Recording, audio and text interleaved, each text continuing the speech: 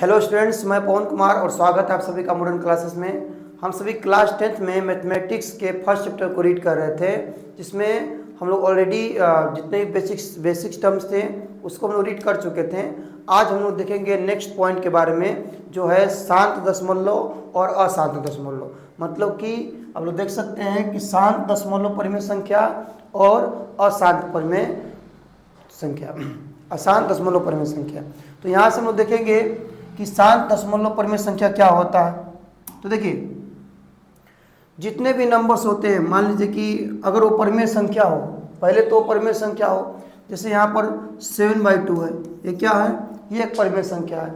और इस परिमेय संख्या में देख रहे हैं हम लोग इसको भाग लगा के, तो 2 3 के 6, 1.0, 2 5 10, मतलब कि पूरा कट गया, मतलब कि 3.5 आया इसका आंसर।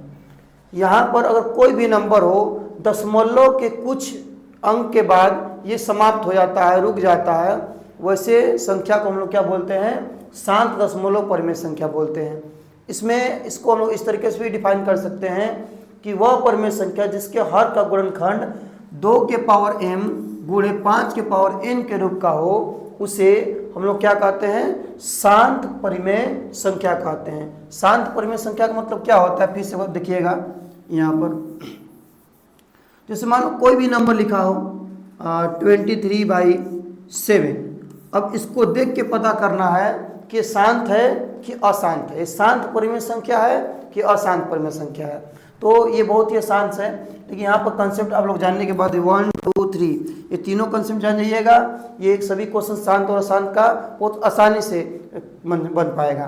तो यहाँ पर देखेंगे हम लोग कि कोई भी नंबर है, तो यहाँ पर सबसे पहले हम हर को ध्यान देंगे। हर क्या है, तो हर इसमें देखिए लिखा है हर का गुणनखंड, हर का गुणनखंड। तो सबसे पहले हम लोग हर का गुणनखंड निकालेंगे। कोई भी नंबर है, जैसे यहाँ पर एक और नंबर लेके देख लेते हैं हम लोग, 28/25, इस तरीके से कुछ नंबर है। अब इस नंबर को देखना है कि शांत है क्या अशांत है। तो हम लोग कुछ नहीं करना है, हर का भाज्य गुणनखंड कर देना है। तो हर का भाज्य गुणनखंड करेंगे, 25 है तो 5 से कितने बार कट जाएगा, 5 बार में, 5 से कितने बार में, 1 बार में। तो इसको हम लोग इस तरीके से लिख सकते हैं 28 और 25 को लिख सकते हैं 5 का स्क्वायर। तो ये इस रूप का दिखाई दे रहा है, तो ये क्या हो जाएगा, शांत परिमेय संख्या हो जाएगा। इसीलिए यहाँ पर दिया गया है, पी कुछ भी हो, पी कोई भी नंबर हो, लेकिन अगर हर का गुणनखंड 2 के पावर m के जैसा कुछ हो, मतलब m जो होगा वो क्या होगा, 0 से बड़ा होगा। तो इस तरीके से देख सकते हैं कि m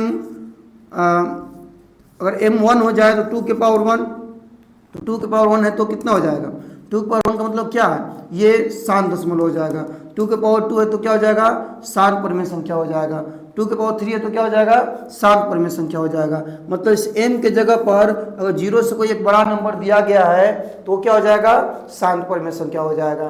तो फिर से इसको भी देख लीजिए आप लोग, ये क्या है, n के पावर 0, सॉरी n जो है 0 से क्या है, बड़ा है। तो n 0 से बड़ा है, तो यहाँ पे ध्यान दीजिएगा कि p अपॉन में 5 के पावर m, खैर यहाँ पर n भी होना चाहिए था, कोई दिक्कत नहीं है m और n से। यहाँ पर कर लीजिए आप लोग n, यहाँ पर n कर लीजिए। अब देखिए p अपॉन में क्या है, 2 के पावर m, मतलब कि कोई भी संख्या हो, कोई भी संख्या का पहले हम लोग क्या देखेंगे, हर देखेंगे। कोई भी संख्या का पहले क्या देखेंगे, हर देखेंगे। कोई भी संख्या का पहले क्या देखेंगे, तो हर को देखेंगे। तो हर देखेंगे और हर का क्या करेंगे, अभाज्य गुणनखंड निकालेंगे इस तरीके से। अभाज्य गुणनखंड निकालने के बाद हम लोग का जो हर होगा, अभाज्य गुणनखंड निकालने के बाद कुछ ऐसा दिखाई दे दे, 2 के पावर m के जैसा कुछ दिखाई दे दे, जैसे 2 के पावर 3, 2 के पावर 5, या 5 के पावर m के जैसा कुछ दिखाई दे दे, जैसे कि 5 के पावर 3, 5 के पावर 4, या 2 के पावर m इंटू 5 के पावर n। इसका एग्जाम्पल दिखाते हैं आप लोग को, जैसे 7/20 है, तो 20 को अगर फैक्टराइज करते हैं हम लोग तो क्या करेंगे, 2 से कितने बार में 10, 2 से कितने बार में 5, 5 से कितने बार में 1, तो इसको क्या लिख सकते हैं, 2 के पावर 2 और 5 के पावर 1। तो देखिए ध्यान से, यहाँ पर ये 2 के पावर m के जैसा मल्टीपल 5 के पावर m के जैसा कुछ दिखाई दे रहा है। तो ऐसे संख्या को हम लोग बोलेंगे शांत परिमेय संख्या।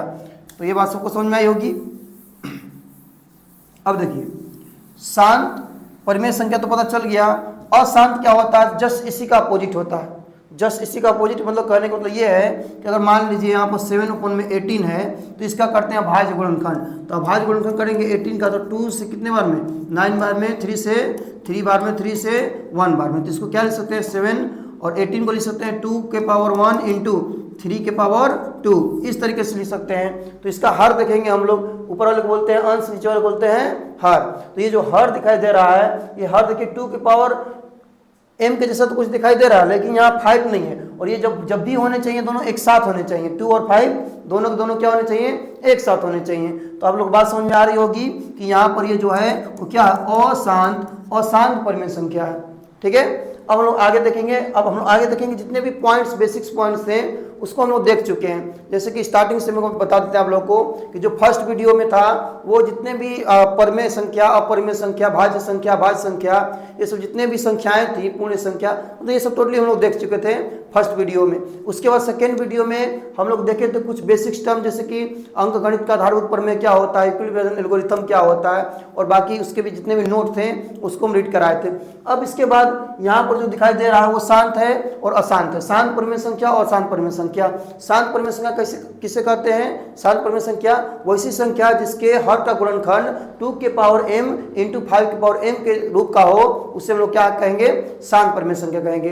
अशांत परिमेय संख्या किसे कहेंगे, तो वैसी संख्या जिसके अगर हर का गुणनखंड निकाल लें हम लोग, जिसके हर का गुणनखंड निकालें और उसका जो गुणनखंड निकल के आए वो 2 के पावर m इंटू 5 के पावर m के जैसा नहीं होता है, उसे हम लोग क्या कहते हैं, उसे कहते हैं अशांत परिमेय संख्या। यहाँ देख सकते हैं, इसको आप लोग नोट कर सकते हैं। अब आगे देखिए, तो यही है अशांत परिमेय संख्या। तो देख सकते हैं आप लोग, वह संख्या जिसका हर का गुणनखंड 2 के पावर m, 5 के पावर n या 2 के पावर m इंटू 5 के पावर m के अलावा अन्य कोई भी संख्या हो तो उसे हम लोग क्या कहेंगे, अशांत परिमेय संख्या कहेंगे। यहाँ पर नोट है 2, देख लेते हैं इसको भी। शांत परिमेय संख्याओं का दशमलव प्रसाद एक निश्चित अंक के बाद समाप्त हो जाती है। मतलब अगर वो शांत परिमेय संख्या होगा तो उसका जो दशमलव प्रसार होगा तो 2.834 यहाँ से समाप्त हो जाएगा। लेकिन अशांत का होता है, ऐसा नहीं होता है, वो समाप्त नहीं होता है। 2.834 ये नंबर का रिपीटेशन होने लगता है इस तरीके से। या और भी एग्जाम्पल हो सकता है 5.4444 इस तरीके से। ये 4 क्या कर रहा है, इसमें रिपीट कर रहा है। तो ऐसे क्या होते हैं संख्याएं, अशांत परिमेय संख्या कहलाती हैं, और ऐसी संख्या क्या कहलाती हैं, शांत परिमेय संख्या कहलाती हैं। अब हम लोग आगे देखेंगे कि जितने भी क्वेश्चंस हैं वास्तविक संख्या में, उसको एक एक टाइप करके हम लोग सभी क्वेश्चंस को रीड करेंगे। तो यहाँ पर देखेंगे टाइप 1 में क्या क्वेश्चंस हैं। देखिए टाइप 1 का क्वेश्चन, इस क्वेश्चन में दिया गया है, दर्शाइए कि कोई भी धनात्मक विषम पूर्णांक 6³ + 1 या 6³ + 3 या 6³ + 5 के रूप का होता है, जहाँ q क्या है कि कोई पूर्णांक संख्या है। q जो है ना यहाँ पर कोई एक क्या है, पूर्णांक संख्या है। तो इसको हम लोग ध्यान से देखेंगे। सबसे पहले हम लोग समझेंगे घनात्मक क्या होता है। तो घनात्मक का मतलब कोई भी संख्या हो वो घनात्मक हो। जैसे कि 2 लिखा हुआ है, +2 +5 +10, ये सभी संख्या क्या है, ये सभी संख्या क्या है, एक घनात्मक संख्या है। या जिसके आगे प्लस नहीं भी लिखा हो वो भी क्या होता है, घनात्मक संख्या होता है। अब बात कर लेते हैं विषम संख्या की। तो विषम क्या होता है, जैसे कि आप लोग देख सकते हैं कि 2, 4, 6, 8 ये सभी नंबर अगर या 0 भी, ये सभी के सभी नंबर कहीं भी इकाई स्थान पर दिखाई दे, जैसे 2, 4, 3, 0, इकाई स्थान पर क्या है, 0 है। उसी तरह से इकाई स्थान पर 2 दिखाई दे, 4 दिखाई दे, इस तरह से दिखाई दे। संख्याएं 2 से पूरा क्या होती है, विभाजित होती हैं, जो सम संख्या कहलाती हैं। अगर यहाँ पर यूनिट प्लेस पर, इकाई स्थान पर क्या दिखाई देते आप लोग को, 1 दिखाई देते, 3 दिखाई देते, 5 दिखाई देते, 7, 11, 9 ये सब नंबर दिखाई देंगे, तो वैसी संख्या क्या होगी, विषम संख्या होगी। तो इसका मतलब बोला गया घनात्मक विषम। और पूर्णांक का मतलब आप लोग समझते होंगे कि पूर्णांक का मतलब क्या होता है कि 0 और 0 से इधर क्या आते हैं, धनात्मक नंबर आते हैं 1, 2, 3, और इधर क्या आते हैं ऋणात्मक, -1, -2, -3 इस तरीके से। तो इसको हम लोग बोलते हैं पूर्णांक संख्या। तो इन्हीं पूर्णांक संख्या में हम लोग को लेना है घनात्मक संख्या। क्या लेना है? घनात्मक संख्या, प्लस वाले संख्या को लेना है। घनात्मक विषम पूर्णांक, घनात्मक विषम पूर्णांक को लेना है। तो इसमें इस तरफ देखिएगा तो सम भी होगा विषम भी होगा, लेकिन हम लोग क्या लेना है? विषम वाले को लेना है। इतना बात सबको समझ में आया? अब आगे देखते हैं हम लोग। इसमें आगे जो है देखिए, आगे जो इसमें 6q+1 या 6q+3 या 6q+1, हम लोग क्या करेंगे? इस क्वेश्चंस को इस तरीके से सोल्व करेंगे। देखिए, माना कि हनुमान के चलेंगे, माना कि कोई घनात्मक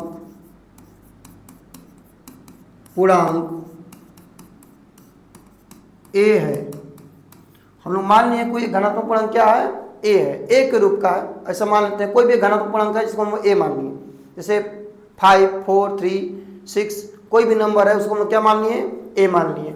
अब यहाँ पर आप लोगों को दिखाई दे रहा है कि अगर धनात्मक पूर्णांक a होगा तो यूक्लिड विभाजन एल्गोरिथम से हम लोग क्या लिख सकते हैं? हम आपको बेसिक्स क्लास में बताए होंगे यूक्लिड विभाजन एल्गोरिथम।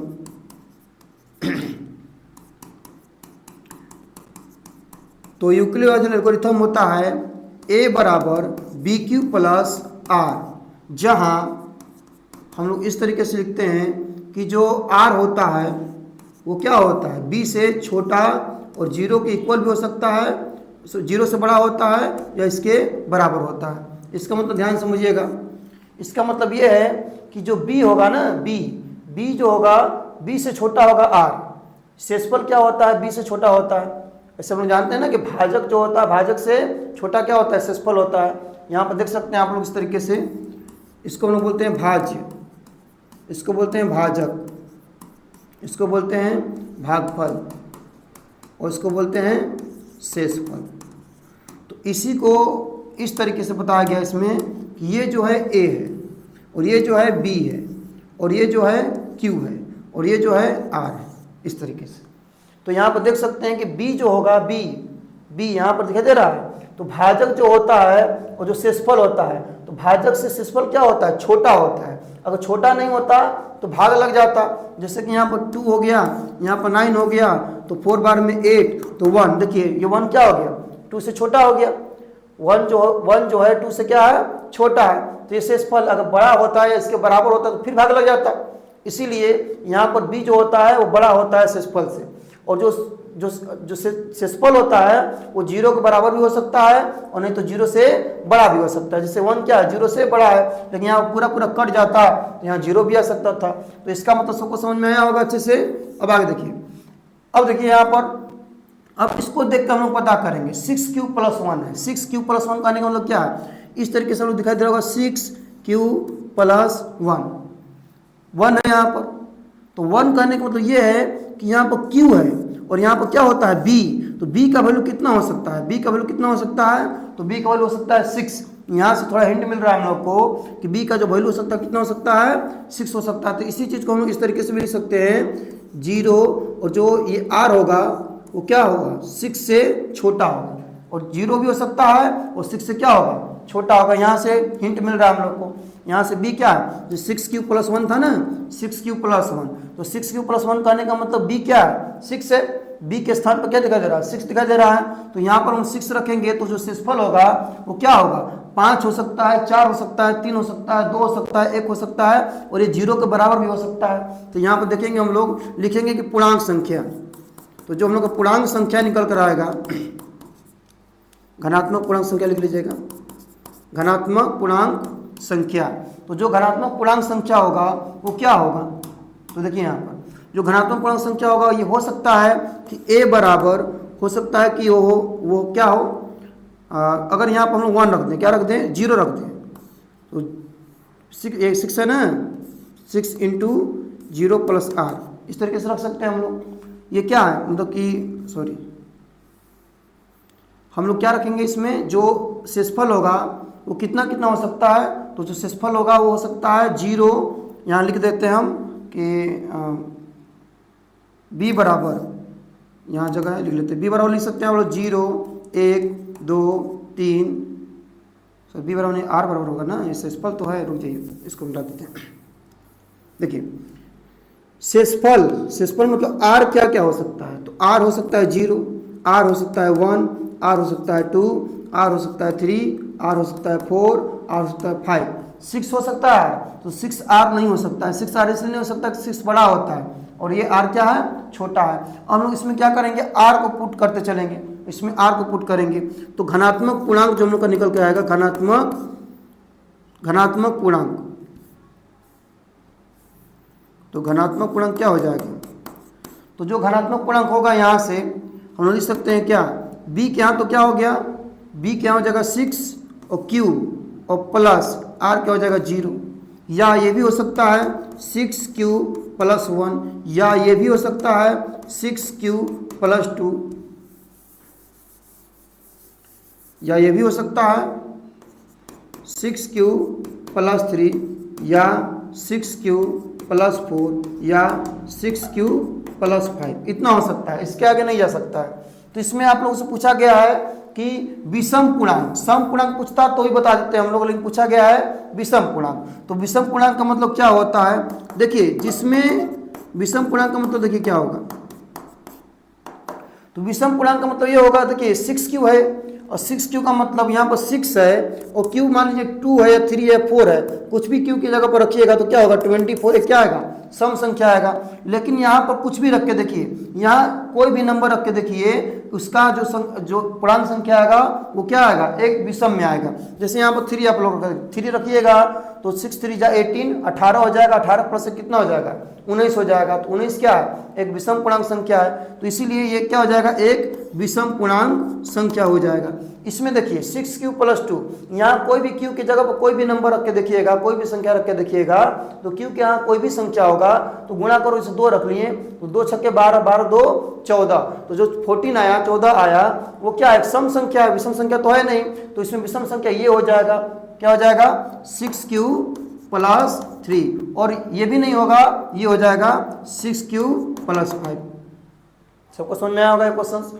सबसे पहले इसमें क्या करना है कि इस क्वेश्चन में वो हम लोग घनात्मक पूर्णांक को a मान लेंगे, a मानने के बाद हम लोग यूक्लिड विभाजन एल्गोरिथम से लिख लेंगे a = bq + r, जहां जो कंसेप्ट होता है कि जो r होता है वो क्या होता है, b से छोटा होता है और 0 से बड़ा या बराबर होता है, इतना लिखना होगा।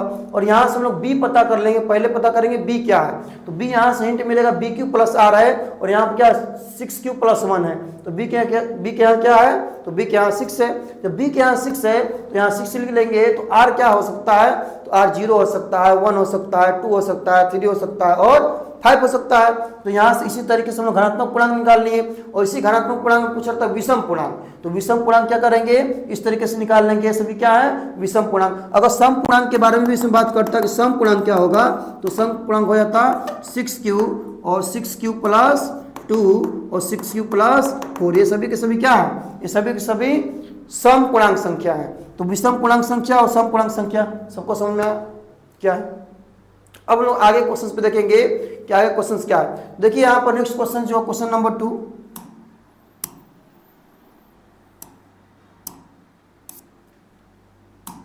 देखिए क्वेश्चन 2 है और एक एक क्वेश्चंस को आसानी से देखना है, कोई ज़्यादा टफ बनाना नहीं है, क्योंकि ये सभी क्वेश्चंस एग्जाम में पूछे गए हैं प्रीवियस पेपर में और हो सकता है कि इस बार भी एग्जाम में आ जाए।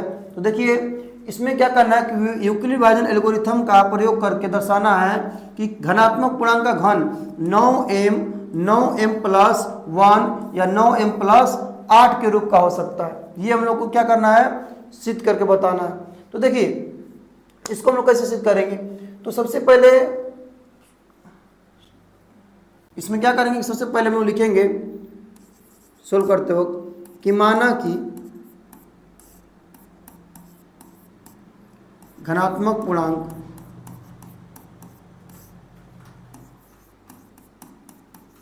a है, ठीक है, इतना तो समय काम करना हो। घनात्मक पूर्णांक को क्या मान लेंगे, a मान लेंगे। तो अगर घनात्मक पूर्णांक a है तो a बराबर क्या होता है, यहां से लिखेंगे यूक्लिड विभाजन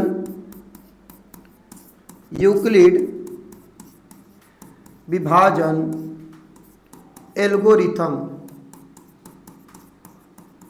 तो यूक्लिड विभाजन एल्गोरिथम से हम लोग क्या लिख सकते हैं, यहाँ पर लिख सकते हैं कि a बराबर जो होता है bq + r होता है, ठीक है।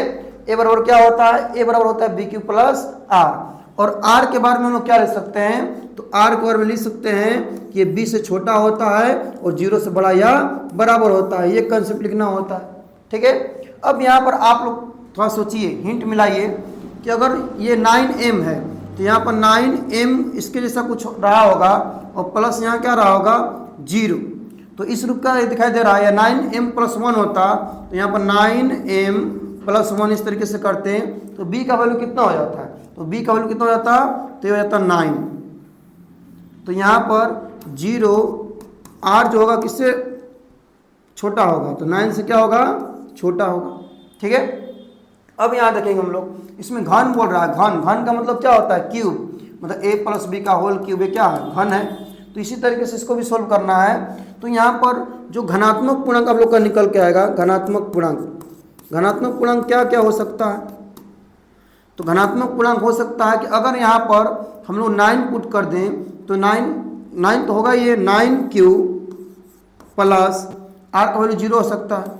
ठीक है, उसके बाद 9q + 1 या लिख लीजिएगा यहाँ भी, या 9q + 2 या 9q + 3 या 9q + 4 या 9q + 5।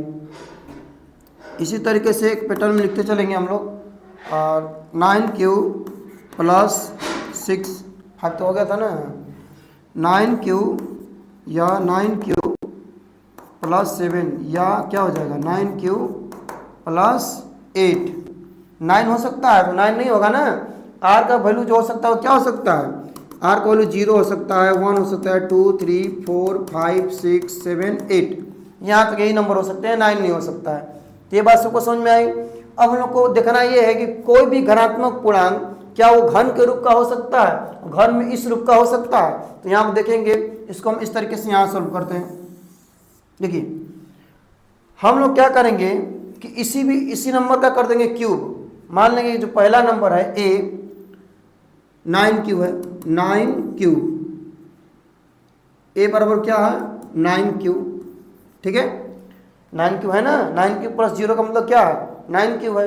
अब जैसे ये 9q दिखाई दे रहा है, इसको हम क्या कर देंगे, क्यूब कर देंगे, क्योंकि इसका हमको क्यूब बताना है। और क्यूब बताने के लिए ध्यान से देखिएगा, इसको हम क्या लिख सकते हैं, 9 × 81 होता है ना, 81 का क्यूब। ठीक है, 81 का क्यूब लिख सकते हैं।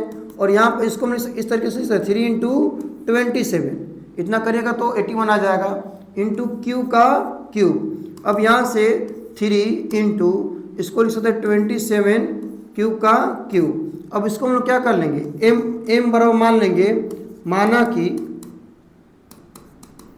m बराबर क्या हो जाएगा 27 क्यूब का क्यूब। अब यहाँ पर 3 इंटू, अच्छा 9 दिया था यहाँ पर, सॉरी रुकिए 9 है यहाँ पर आप लोग क्या करना होगा, 9m के रूप का दिखाना है ना, तो 9m का रूप का दिखाना है तो यहाँ पर चेंजिंग करनी होगी। यहाँ पर लिखना होगा 9 इंटू 9 क्यूब का क्यूब। अब हो गया 9 और इसको मान लेंगे हम लोग m, तो 9m के रूप का हो गया कि नहीं हो गया। यहाँ लिख लेंगे कि माना कि m बराबर 9 क्यूब का क्यूब हो गया। अब हम नेक्स्ट देखेंगे कि इसमें 9m + 1 भी प्रूफ करना है।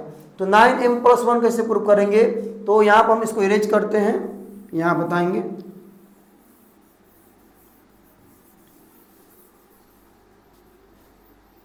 तो देखिए 9m + 1, तो यहाँ इसके क्या था 9q + 2 था ना, तो इसको करके देखते हैं, ये था ना 9q + 1 था, उसके बाद 2, उसके बाद 3, यहाँ पर 2 है। तो यहाँ पर a बराबर क्या है 9q + 1, इसका भी कर देंगे घन, क्या कर देंगे घन। तो a + b का होल क्यूब क्या होता है, तो a + b का होल क्यूब जो होता है वो होता है a³ + b³ + 3a² b + 3ab²। इसको इस तरीके से भी लिख सकते हैं, a³ + b³ + 3ab × a + b, ऐसे भी हो सकता है। अब यहाँ पर a + b के होल क्यूब को इसको अरेंज करेंगे, तो a + b के होल क्यूब को अरेंज करेंगे तो पहले तो लिखेंगे a³, ये हो गया a³, और प्लस होता है b³ बी क्यू को लास्ट में भी लिख सकते हैं, कोई दिक्कत नहीं है। उसके प्लस 3a², तो इसमें a कितना 9 क्यूब है, 9 क्यूब, ठीक है।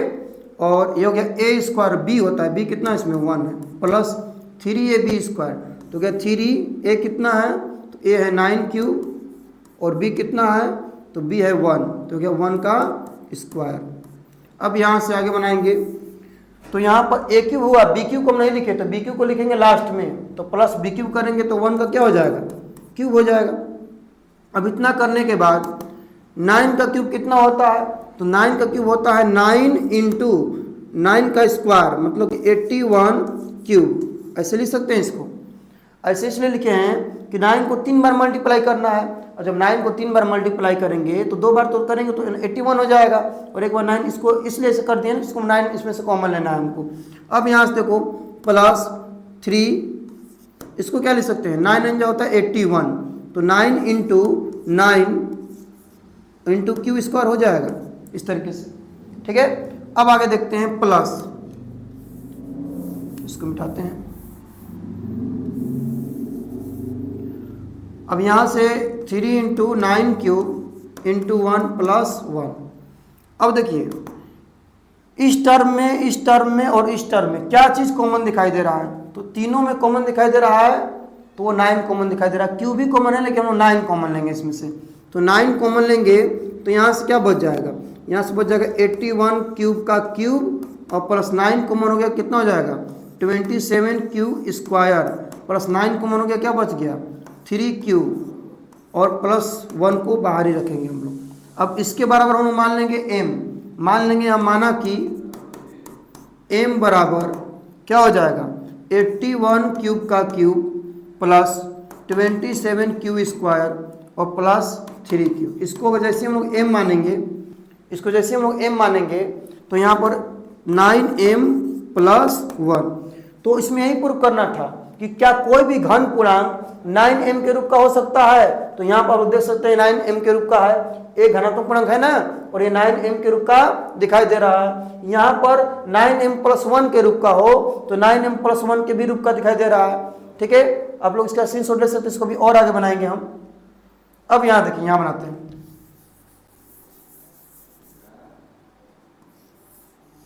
देखिए अब इतना बनाने के बाद इसके आगे जो आया था हम लोग का जो पूर्णांक नंबर आया था, वो आया था क्या 9m और 9m प्लस 1 9m प्लस 8, तो हम लोग उसको निकाले थे, तो वहाँ पर क्या आया था, जैसे 9 क्यूब प्लस 1 था, तो पहले आया था हम लोग का 9 क्यूब, उसका 9 क्यूब प्लस 1, उसका 9 क्यूब प्लस 2, 9 क्यूब प्लस 3, इस तरीके से आया था। तो यहाँ पर हम 9 क्यूब प्लस 1 तक कर लिए थे, उसके बाद क्या करेंगे 9 क्यूब प्लस 2, तो 9 cube equal to 9 cube plus 2 का क्या करेंगे होल क्यूब। तो यही सेम फॉर्मूला यहाँ भी अप्लाई होगा, तो अप्लाई करके देखते हैं। तो होता है a क्यूब, तो 9 क्यूब का हो जाएगा क्यूब, प्लस होता है b क्यूब को हम लास्ट में लिखेंगे, 3a² भी होता है 3a², मतलब 9 क्यूब का स्क्वायर इंटू b, अब प्लस होता है क्या 3ab², तो 3 हो गया, a कितना हो गया 9 क्यूब और b स्क्वायर मतलब 2 का स्क्वायर, अब प्लस क्या होता है b क्यूब, तो गया 2 का क्यूब। कुछ नहीं किए हैं, बस फार्मूला पर अरेंज किए हैं, a cube plus 3a² b और प्लस 3ab² और प्लस क्या हो जाएगा प्लस b का क्यूब हो जाएगा b क्यूब, ठीक है। अब इतना करने के बाद इसको हम इस तरीके से लिखेंगे 9 इंटू 9 का स्क्वायर कर देंगे, ठीक है ना, 81 क्यूब का क्यूब हो जाएगा, प्लस यहाँ पर इसको इस तरीके से लेंगे 3 इंटू 9 इंटू 9 स्क्वायर था ना यहाँ पर, और यहाँ हो जाएगा क्यू स्क्वायर, अब प्लस इसको लिखेंगे 3 इंटू 9 क्यू इंटू 2 का स्क्वायर हो जाएगा 4 और 2 का क्यूब हो जाएगा 8। अब यहाँ से देखिए इन तीनों में क्या कॉमन दिखाई दे रहा है, 9 कॉमन निकाल लेंगे हम लोग, तो 9 जैसे कॉमन निकालेंगे तो हो जाएगा 81 क्यूब का क्यूब और प्लस इसमें से 9 कॉमन कितना हो जाएगा 27 क्यूब स्क्वायर, प्लस इसमें से 9 कॉमन कितना हो जाएगा 3 4 जा 12 क्यूब और प्लस कितना हो जाएगा 8। इसके हम लोग क्या मान लेंगे m मान लेंगे, तो जैसे ही m मानेंगे तो 9m प्लस 8, तो ये भी आ गया। तो यहाँ से चीज़ें टोटली क्या हो गई, प्रूफ हो गई, दिख गई कि कोई भी धनात्मक पूर्णांक का घन 9m के रूप का हो सकता है, जो हम पहले बताए थे यहाँ पर 9m के रूप का था वो। उसके बाद 9m+1 के भी रूप का हो गया, उसके बाद 9m+8 के रूप का भी हो गया।